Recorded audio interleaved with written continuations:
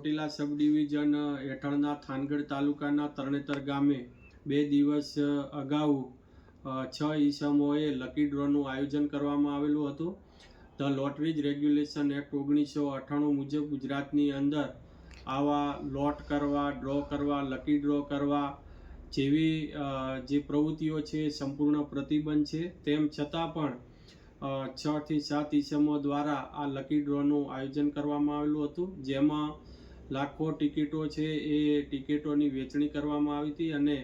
કરોડો રૂપિયા છે ઉઘરાવવામાં આવેલા હતા. જેથી જે લકી ડ્રોનું જે આયોજન કરવામાં આવેલું હતું ત્યાં ખૂબ જ મોટા પ્રમાણની અંદર લોકોના ટોળા ભેગા થયેલા હતા અને લકી ડ્રો ન થઈ શકવાના કારણે ત્યાં અફડાતફડી મચી ગઈ હતી અને જેના લીધે કાયદો અને વ્યવસ્થા જાળવવામાં તેમજ સુલેહ શાંતિમાં ભંગ તેમજ ખલેલ પહોંચાડવામાં આવેલો હતો. જેથી કરીને આ જે લકી ડ્રો કરાવનાર ઈસમો છે,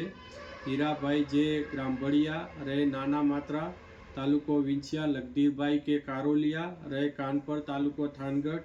સુરેશભાઈ આર ઝરવરિયા નવાગામ તાલુકો ચોટીલા, મોરાભાઈ એસ ડાભી ચિત્રાખાડા તાલુકો વાંકાનેર, નરસિંહભાઈ ડી સોલંકી વિજળિયા તાલુકો થાનગઢ અને રમેશભાઈ સી જેજેરિયા રહે અભેપર તાલુકો થાનગઢ. આ તમામે તમામ 6 ઈસમોએ જે કૃષ્ણ ગૌશાળા તથા અનસોયા આશ્રમના લાભાર્થે આ લકી ડ્રો કર્યો હોવાનો વિગતો સામે આવી છે. જેથી આ તમામે તમામ ઈસમોએ lottery regulation act 1998, the prize chits and money circulation banning act 1977 તેમજ ભારતીય નાગરિક સુરક્ષા સંહિતા